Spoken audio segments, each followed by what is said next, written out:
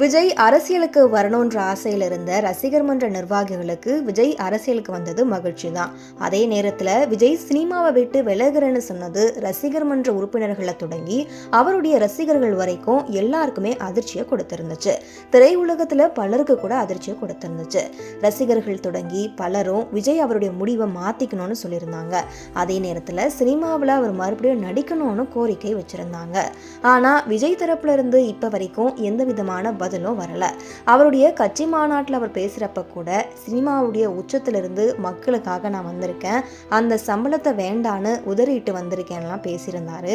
இந்த நிலையில அவருடைய 51வது பிறந்த நாளை முன்னிட்டு நடிகை மமிதா பைஜு ஒரு தகவல் தெரிவிச்சிருக்காங்க. அதுதான் இப்ப ரசிகர்களுக்கு மகிழ்ச்சியை கொடுத்திருக்கு.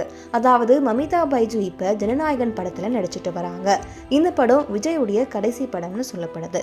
இந்த நிலையில படப்பிடிப்பு தளத்துல விஜய் கிட்ட நடிகை மமிதா பைஜு இதுதான் உங்களுடைய கடைசி படமான ஒரு கேள்வியை கேட்டிருக்காங்க.